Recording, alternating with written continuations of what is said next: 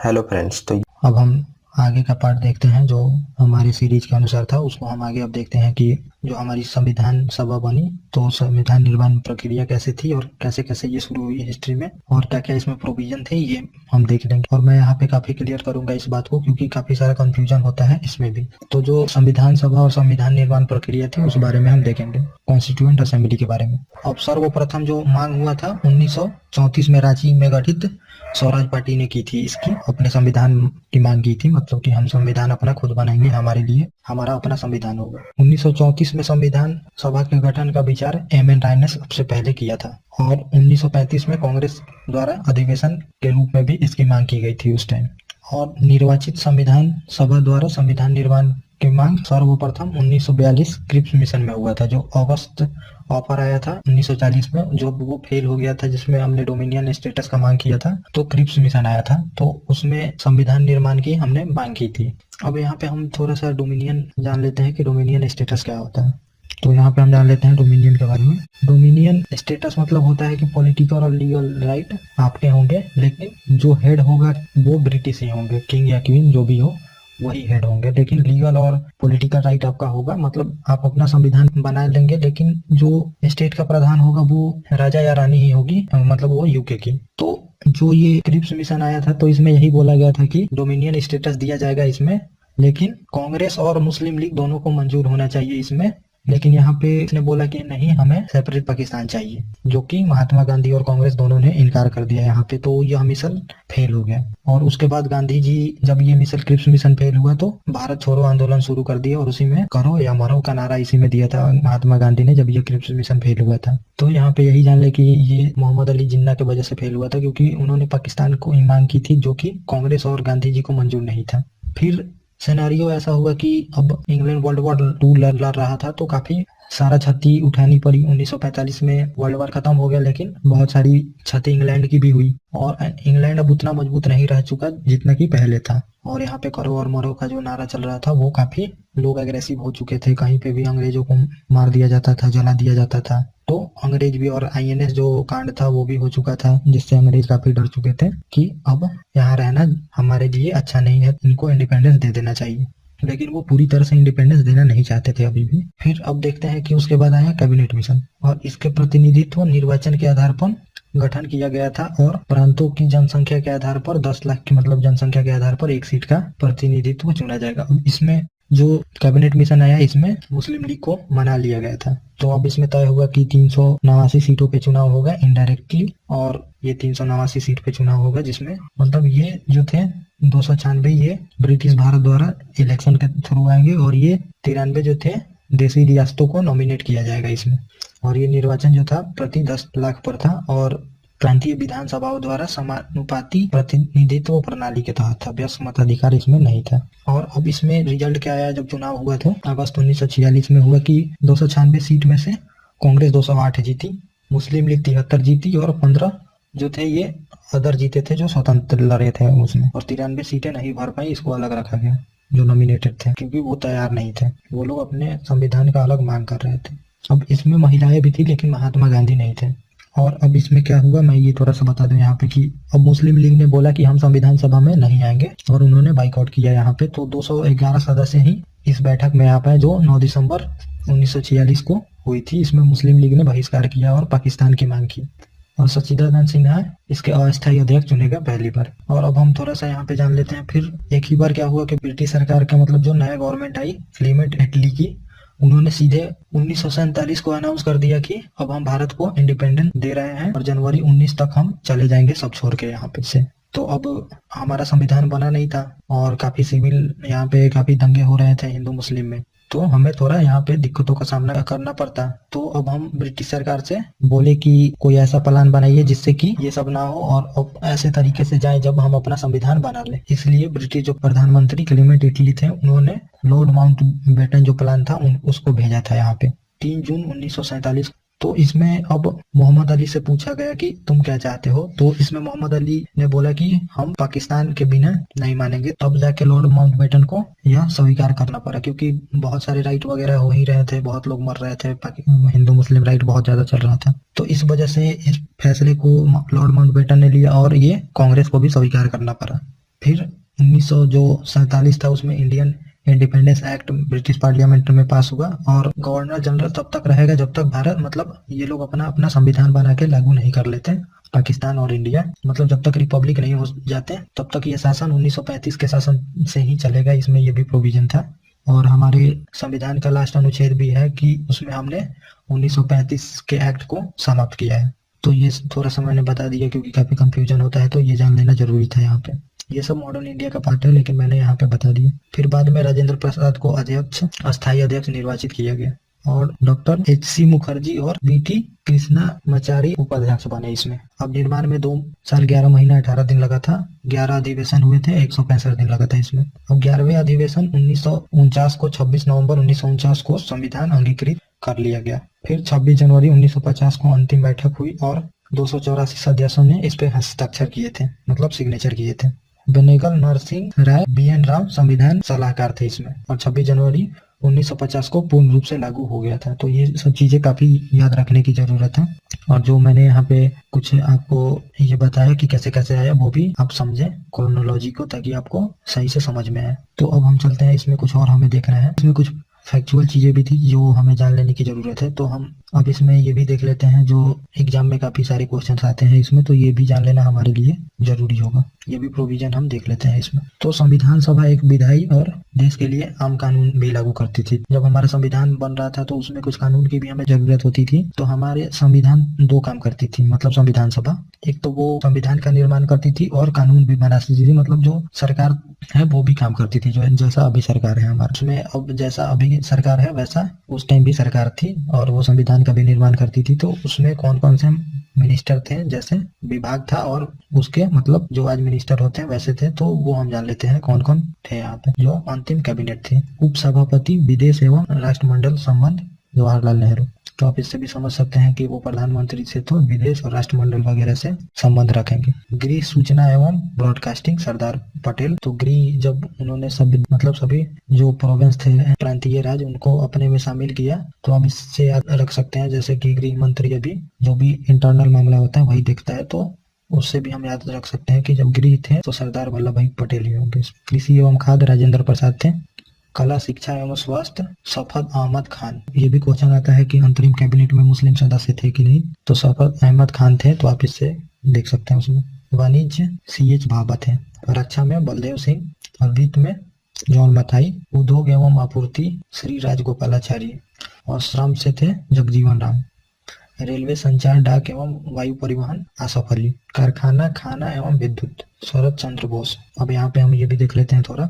22 जुलाई 1947 को राष्ट्रीय ध्वज अपनाया गया था, तो इससे भी क्वेश्चन आते हैं। और 24 जनवरी 1950 को राष्ट्रीय गान और 24 जनवरी 1950 को राष्ट्रीय गीत भी। और अब मैं यहाँ पे बता दूं कि संविधान जो बनाने में तो उसमें कुछ समितियां भी थी। जैसे कि अभी कोई समिति बनता है, जैसे कोई स्पेसिफिक काम हो तो गवर्नमेंट समिति बनाती है उस काम को करने के लिए, मतलब सुझाव लिया जाता है, उसमें एक्सपर्ट होते हैं उस एरिया के।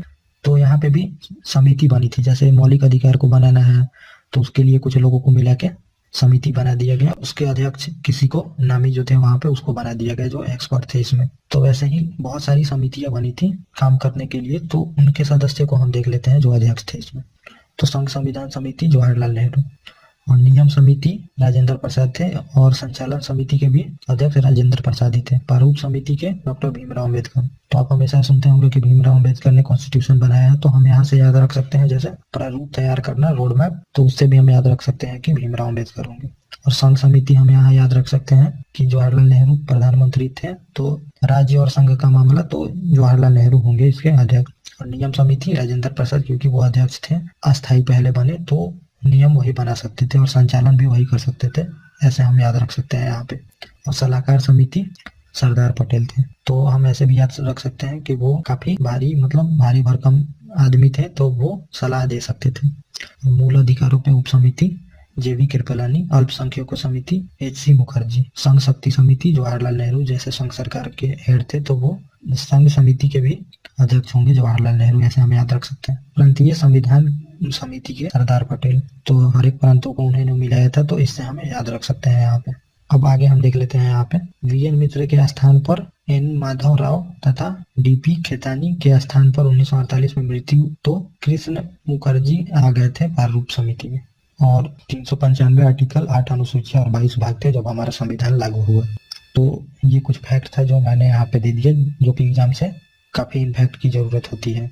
इम्पैक्ट से काफ़ी सारे क्वेश्चंस आते हैं, तो ये फैक्ट भी हम लोग देख लिए। और जो वहाँ पे कुछ जानने की ज़रूरत थी, जो डिस्कशन काफ़ी वहाँ पे अगस्त ऑफ और क्रिप्स मिशन, माउंटबेटन योजना, ये सब भी हम देख लिए। तो कुछ अंडरस्टैंडिंग भी हो गई और हम एग्जाम से रिलेटेड जो फैक्ट है वो भी हम कलेक्ट कर लिए। तो ये हमारे लिए काफ़ी है इसमें कॉन्स्टिट्यूएंट असेंबली के लिए। इस टॉपिक में देखेंगे कि जो हमने अपने संविधान में विदेशी प्रावधान लिए हैं, तो उसके बारे में हम देखेंगे कि कौन से देश से हम कौन सा प्रोविजन लिए हैं अपने संविधान में ऐड किए हैं उसको। और इसी में हम अनुसूचियां भी देखेंगे कि हमारे संविधान की जो 12 अनुसूचियां हैं उसमें क्या क्या है, उसके बारे में भी हम देखेंगे। तो अब हम यहाँ पे थोड़ा सा पहले मैं बता दूं कि जो हमारी संविधान सभा थी वो बनी, और अब ऐसा बात है कि जो पूरे विश्व में चल रहा था उसी को हमने अपने अनुसार अपने संविधान में ऐड किया है। तो जो भी कॉन्सेप्ट पूरे विदेश में चल रहे थे उसको हमने ऐड किया है। और जो बाकी हमारा 1935 का एक्ट था उसमें से करीब करीब 250 से ऊपर अनुच्छेद को हमने अपने संविधान में ऐड किया है। और हमें जो जो जरूरत पड़ी तो अब हम नया नया कॉन्सेप्ट डेवलप करते, इससे अच्छा हमने अपने अनुसार बाकी जगह जो संविधान लागू था वहां से कुछ प्रोविजन ले लिए और मॉडिफाई करके उसमें हम अपने संविधान में उसको ऐड कर लिए अपने जरूरत के अनुसार। तो अब हम चलते हैं और देखते हैं कि हमने कहाँ से किस चीजों को ऐड किया है अपने संविधान में। क्योंकि इतना बड़ा संविधान जो हमारा है, 500 से ऊपर अनुच्छेद है अभी, तो इतना बड़ा संविधान हम खुद से नहीं लिख सकते थे। और जो हमारी कॉन्स्टिट्यूएंट असेंबली थी वो अपने मन से इतना बड़ा संविधान नहीं लिख सकती थी कि हमारे राज्य का भी संविधान मतलब एक ही में है और सेंटर का भी एक ही में है। जबकि अमेरिका में है कि राज्य का संविधान अलग होता है और देश का संविधान अलग होता है। और हमारे यहाँ है कि राज्य का संविधान भी एक है और देश का भी संविधान एक है। तो काफी बड़ा संविधान है हमारा। तो इतने बड़े संविधान को हम खुद से नहीं लिख सकते थे, तो इस वजह से हमने बाकी देशों से जो जो हमें अच्छा लगा, जो हमारे लिए सुटेबल था, उसको हमने अपने संविधान में ऐड कर लिया। तो वही हम देखेंगे कि हमने कहाँ से कौन सा प्रोविजन लिया है किस देश से, क्योंकि इस टॉपिक से काफी सारे क्वेश्चन आते हैं एग्जाम में, तो ये जान लेना हमारा जरूरी होगा। तो अब हम टॉपिक की शुरू करते हैं। विदेशी संविधानों का हमारे मतलब संविधान पे क्या प्रभाव पड़ा है, इफेक्ट ऑफ फॉरेन कॉन्स्टिट्यूशन। तो अब हम देख लेते हैं। इसमें पहला है कि जो पहला हमारा संविधान लागू हुआ था 1935 का एक्ट जो ब्रिटिश गवर्नमेंट ने पास किया था, तो अधिकतर सारे प्रोविजन हम वहीं से लिए हैं। तो उसमें हमने क्या लिया है, संघीय तंत्र, जो फेडरल सिस्टम होता है। इम्प्लीमेंट तो उस टाइम नहीं हुआ था 1935 में, लेकिन जो प्रोविजन आया था उसको बाद में हम, क्योंकि उस टाइम जो देसी रजवाड़े थे वो नहीं मिले थे तो हमारा फेडरल सिस्टम नहीं बन पाया था। लेकिन जब हम आजाद हुए तो सरदार वल्लभ भाई पटेल ने हर एक राज्य को कुछ लालच वगैरह देके अपने संघ में मिला लिया था, तो यहाँ पे हम फेडरल सिस्टम लागू कर पाए थे। और फेडरल सिस्टम मतलब मैंने पिछले वीडियो में बताया ही था, तो आप लोग उस वीडियो को लाइन से देखते आइए। मैंने उसी तरह उसको कैटेगराइज किया है ताकि पॉलिटी को समझने में इजी हो सके हमें, क्योंकि कौन से टॉपिक के बाद कौन सा टॉपिक होना चाहिए ये मैंने अच्छे से सीरियल नंबर बना दिया है ताकि आप लोगों को समझने में ज्यादा आसानी हो सके। और तो हम बात करते हैं इसमें जो दूसरा प्रावधान लिया गया है, राज्यपाल का कार्यकाल। जो हमारे स्टेट में राज्यपाल होते हैं, गवर्नर, उनका कार्यकाल यहीं से लिया गया है। और न्यायपालिका को भी यहाँ से लिया गया है। और लोक सेवा आयोग जो सिविल सर्विस होता है वो भी इसी एक्ट के द्वारा हम मतलब वहीं से कॉपी करके अपने संविधान में ऐड किए हैं। और आपातकालीन उपबंध और प्रशासनिक विवरण, ये सब हम 1935 के एक्ट से लिए हैं। और अब हम चलते हैं कि ब्रिटिश संविधान से हम क्या क्या लिए हैं। तो यहाँ पे देख लेते हैं ब्रिटिश संविधान से हमारे संविधान में क्या क्या लिया गया है। तो पहला है संसदीय प्रणाली, जो कि हम इसके पहले मतलब लेक्चर 3 में बात कर चुके हैं कि संसदीय प्रणाली मतलब parliamentary system and presidential system, तो वो हम बात कर चुके हैं। उसके लिए आपको पिछले वीडियो में देखना होगा। और यहीं से हम लिए हैं विधि का शासन मतलब रूल ऑफ लॉ। कोई रूल से ऊपर नहीं है, चाहे वो क्यों ना राष्ट्रपति हो, प्रधानमंत्री हो, तो रूल सबके लिए बराबर है, लॉ सबके लिए बराबर है। तो ये कॉन्सेप्ट हम ब्रिटेन से ही लिए हैं, क्योंकि पहले राजा अपने मन के अनुसार सजा देता था किसी को। वो चाहे तो ऊंची कास्ट को कम सजा दे दे और जो लोअर कास्ट थे उनको ज्यादा सजा दे सकता था। तो ये जो मॉडर्न व्यू आज है कि आज मंत्री का बेटा हो तो उसको उतना ही सजा मिलता है और जो एक छोटे किसान का बेटा हो उसको उतना ही सजा मिलता है। तो ये प्रोविजन हम ब्रिटिश संविधान से ही लिए हैं रूल ऑफ लॉ का। और रूल ऑफ लॉ जब हम फंडामेंटल राइट बात करेंगे तो उसमें इसको काफी अच्छे से डिस्कस किया जाएगा। और दूसरा प्रोविजन लिया गया है विधायी प्रक्रिया मतलब लॉ बनाने वगैरह। और एकल नागरिकता ब्रिटिश संविधान से ही हमने लिया है। और अमेरिका में दोहरी नागरिकता है, तो इससे भी क्वेश्चन आता है, तो आप इसको याद रखें यहाँ पे। और मंत्रिमंडलीय प्रणाली हम वहीं से लिए हैं। और अध्यक्षीय प्रणाली में आप देखते होंगे कि उसमें president head of the state था और head of the government president ही था, जो कि हमारे यहाँ नहीं है। हमारे यहाँ head of the state president होता है और गवर्नमेंट का हेड पीएम होता है। अब ब्रिटेन में सम्राट के वजह से संसदीय प्रजातंत्र है, लेकिन भारत में राष्ट्रपति का निर्वाचन तो संसदीय लोकतंत्र है। अब यहाँ पे लोकतंत्र और प्रजातंत्र में काफी सारे लोगों को समझ नहीं आता है, दोनों को ही इंग्लिश में कुछ लोग डेमोक्रेसी ही बोलते हैं, तो काफी यहाँ पे दिक्कत, मतलब अंडरस्टैंडिंग में काफी सारी दिक्कतें होती है। प्रजातंत्र मतलब कि जो हेड ऑफ द स्टेट होता है वो हेरिडेटरी होता है, मतलब राजा का वंश ही चला आता है। और संसदीय लोकतंत्र मतलब कि जो हेड ऑफ द स्टेट, जो हमारे राष्ट्रपति हैं, उनको निर्वाचन द्वारा चुना जाता है। और अब हम चलते हैं अमेरिका से हमने क्या क्या लिया है यहाँ पे ये देख लेते हैं, मतलब अमेरिकन संविधान से। तो मूल अधिकार लिया गया है, जो फंडामेंटल राइट है वो पहली बार अमेरिकन संविधान में ही, बिल ऑफ राइट पहले अमेरिकन संविधान में जोड़ा गया था, उसके बाद उसको संशोधन करके फंडामेंटल राइट बनाया गया था, जो कि हमने अपने संविधान में लागू किया। सबसे पहले तो यूके में आया था, जिसको मैग्ना कार्टा बोलते थे। तो उस समय कुछ ही अधिकार था, लेकिन जब अमेरिका आजाद हुआ तो वो अपने संविधान में बिल ऑफ राइट ऐड किया था, तो वहीं से हमने अपने लिए मूल अधिकार यहाँ पे ऐड किए। और हमने कोई संशोधन करके ऐड नहीं किया, हमने सीधे मूल अधिकार पार्ट 3 में कॉन्स्टिट्यूशन के ऐड कर लिए। और न्यायपालिका की स्वतंत्रता हमने वहीं से लिया है, मतलब इंडिपेंडेंस ऑफ जुडिशरी की न्यायपालिका इंडिपेंडेंस है, कोई भी फैसला वो किसी पूर्वाग्रह वगैरह पे नहीं ले सकती है, चाहे किसी के दबाव में नहीं ले सकती है न्यायपालिका कोई भी फैसला। और न्यायिक पुनरावलोकन हमने वहीं से लिया है, अमेरिका से ही। इसको जुडिशियल रिव्यू बोलते हैं, जो हम आगे देखेंगे।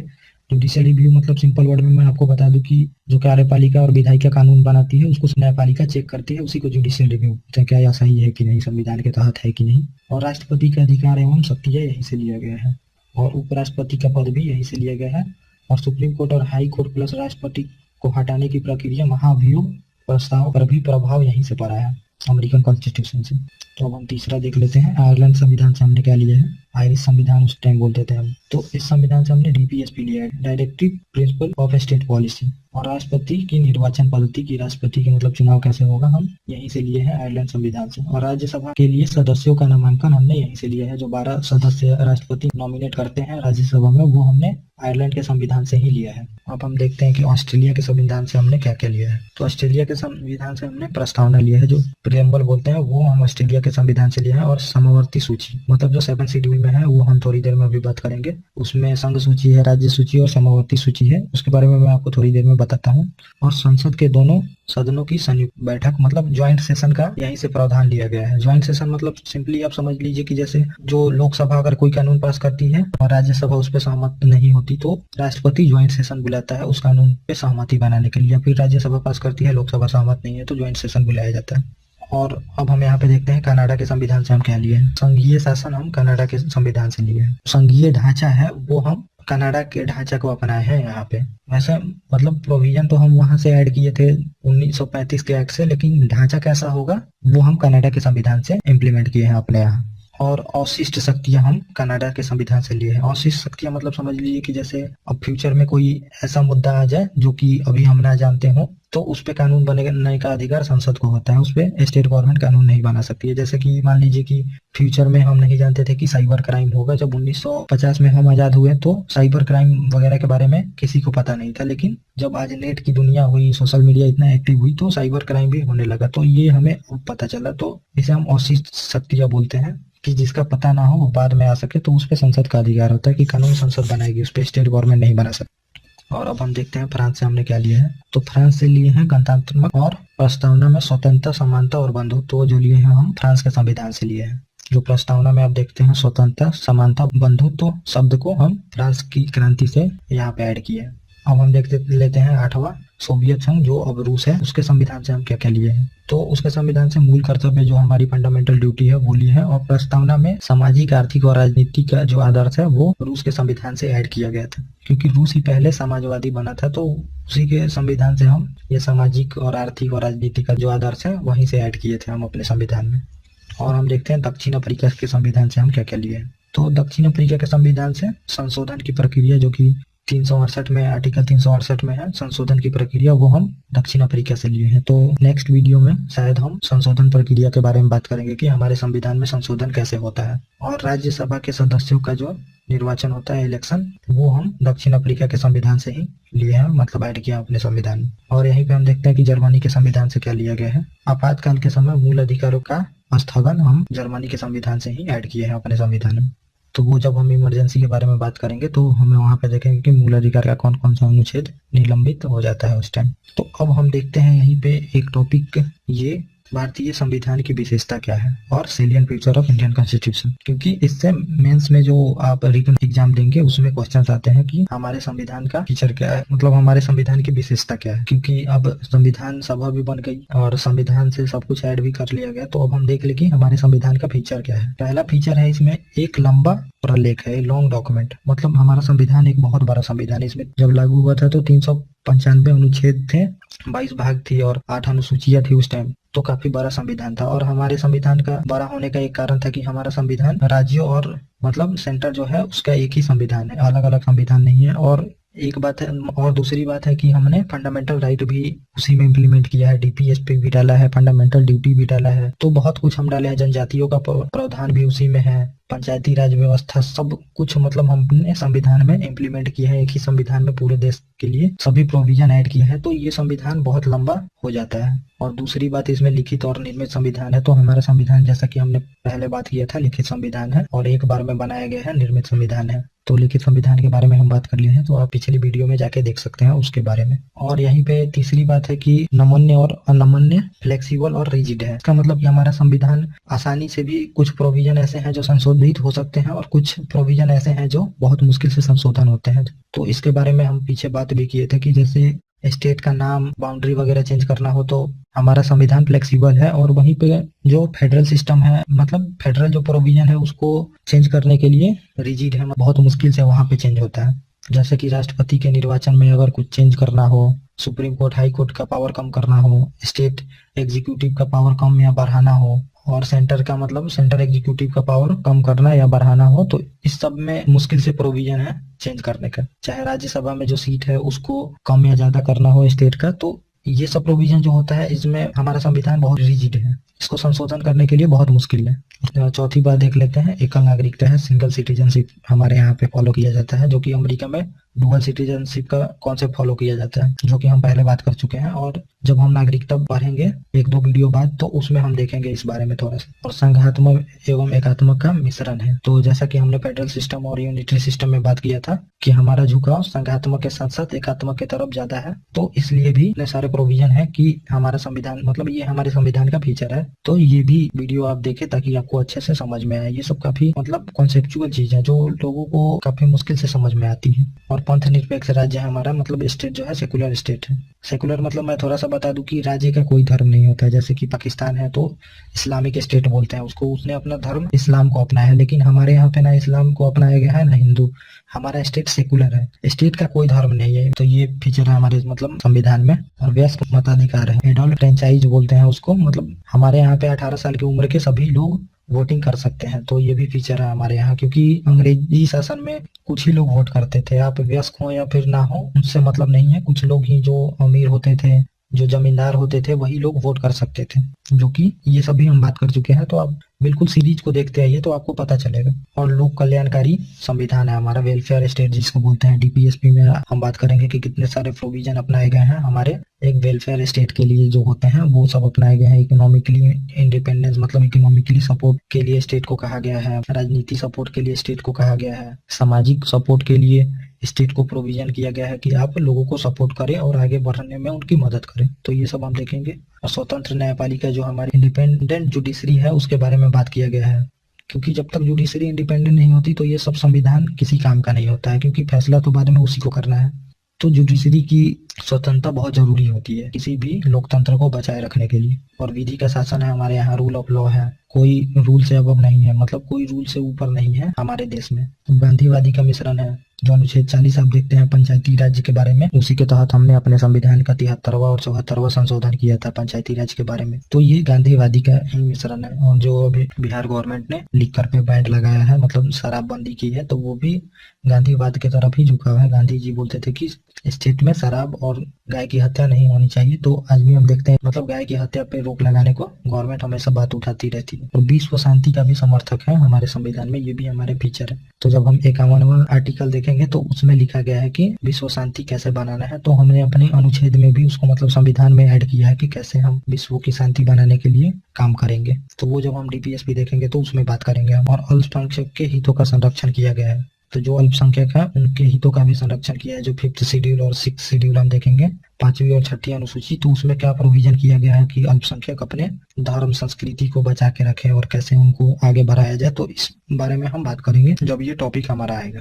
तो अब हम चलते हैं, जैसा कि मैंने बताया था कि इसी वीडियो में हम अनुसूचियों के बारे में भी बात कर लेंगे, जो हमारी संविधान की अनुसूची है। तो शेड्यूल के बारे में हम यहाँ पे बात कर लेते हैं, जो हमारे संविधान की अनुसूची है। तो पहले हम समझ लेते हैं कि अनुसूची क्या होती है। अनुसूची लाइक कोई सब्जेक्ट है, उसका रिलेटिव सभी चीजें डिटेल में उसमें होती हैं। लाइक कि आप समझ लीजिए कि जैसे कोई कहानी है, तो उस कहानी के बारे में, जो अब एक कहानी होती है, एक ही नाम में उस कहानी का नाम होता है, और जब उसमें घुसिएगा तो उस कहानी के बारे में डिफाइन होता है और बताया गया होता है, तो वही होती है अनुसूची। तो अब हम देख लेते हैं जो हमारी प्रथम अनुसूची है। जैसे प्रथम अनुसूची है तो इसमें राज्यों के बारे में बताया गया, तो हर एक राज्य का उसमें नाम होगा। जो हमारी यूटी है, यूनियन टेरेटरी, केंद्र शासित प्रदेश, उनका भी नाम होगा उसमें। तो ये सब होता है, उनको उनके बारे में डिटेल से उसमें लिखा गया होता है अनुसूची में। तो पहली अनुसूची में है राज्यों के नामों एवं उनके न्यायिक क्षेत्र क्या है, संघ राज्य क्षेत्र कौन से हैं, नाम और उनकी सीमाएं कौन कौन सी हैं, तो काफी डिटेल में उसमें लिखा रहता है। और दूसरी अनुसूची है जो कि राष्ट्रपति, राज्यपाल, सुप्रीम कोर्ट के मुख्य न्यायाधीश तथा अन्य न्यायाधीश, हाई कोर्ट के मुख्य न्यायाधीश, अन्य न्यायाधीश, सीएजी, लोकसभा अध्यक्ष, उपाध्यक्ष प्लस राज्य के अध्यक्ष, इन लोगों के बारे में जो सैलरी वगैरह का है, मतलब सैलरी इसमें डिफाइन किया गया है, इसमें है उसमें डिटेल से सैलरी वगैरह के। और तीसरी जो अनुसूची है, इसमें सैलरी तो मिल गया, तो सैलरी मिल गया तो शपथ भी होनी चाहिए इनकी।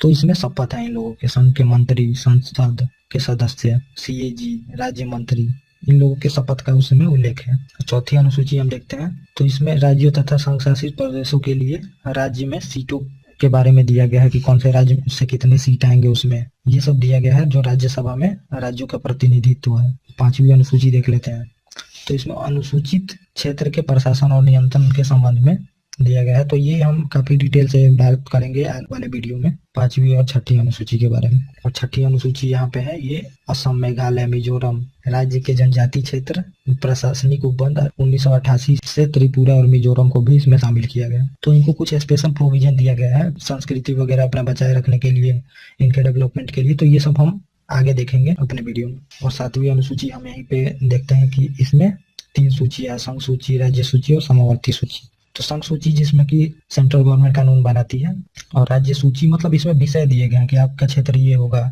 आप इस क्षेत्र में काम कर सकते हैं, आप लैंड पे काम, मतलब लैंड देख सकते हैं, कृषि देख सकते हैं, बैंकिंग देख सकते हैं, केंद्र सरकार को बोला गया है, मुद्रा देख सकते हैं, फॉरेन, मतलब जो भी बड़े बड़े पॉलिसी हैं वो सेंटर देख सकती है, जो राज्य क्षेत्र में है वो राज्य देख सकती है। तो इसमें बांटा गया है कि आप इस क्षेत्र में काम करेंगे, आप इस क्षेत्र में काम करेंगे। और इसमें समवर्ती सूची भी है, जिसमें कि स्टेट और सेंटर दोनों लोग काम कर सकते हैं। और इसमें प्रोविजन ये है कि जैसे स्टेट और सेंटर दोनों समवर्ती सूची में जो विषय है उस पर कानून बनाती है, लेकिन दोनों विषय सेम रहता है तो सेंटर का ही कानून लागू किया जाएगा। अब 8वीं हम देख लेते हैं यहीं पे। तो संविधान द्वारा प्राप्त 22 भाषाओं का इसमें उल्लेख है। तो आप लिस्ट देख सकते हैं, लेकिन वो खासा जरूरत नहीं है, बस ये जानना जरूरी है कि 8वीं अनुसूची में 22 भाषा है। और यहीं पे 9वीं अनुसूची देख लीजिए, इसमें भू सुधार और जमींदारी प्रणाली के उन्मूलन से संबंधित है। इसे पहले संविधान संशोधन द्वारा 2007 में और सुप्रीम कोर्ट के निर्णय में 1975 के बाद सम्मिलित जो भी कानून और नियम समीक्षा की जा सकती है इसमें।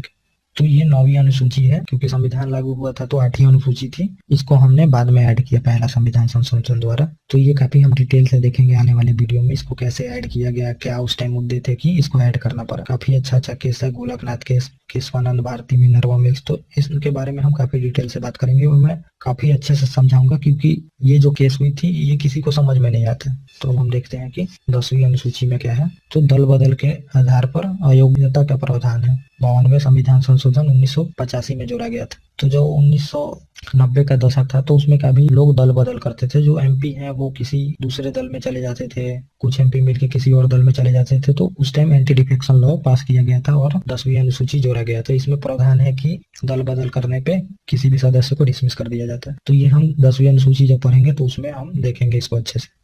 और 11वीं अनुसूची है वो पंचायत की शक्ति, 29 विषय हैं इसमें और 73वें संविधान संशोधन 1992 द्वारा इसको जोड़ा गया था।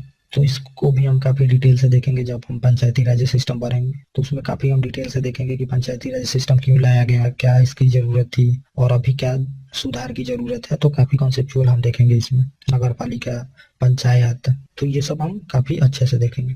और 12वीं अनुसूची भी जोड़ा गया नगर पालिका के लिए, मतलब शहरों में नगर पालिका और गाँव में पंचायत बनाया गया था। तो उसमें हम काफी अच्छे से देखेंगे, नगर निगम, नगर पालिका, ये सब देखेंगे। तो इसमें 18 विषय है। 74वें संविधान संशोधन 1992 द्वारा इसको जोड़ा गया। और अब हम देख लेते हैं इसमें संविधान की हमारी आलोचना क्या है, मतलब क्या क्रिटिसिज्म किया गया इसका।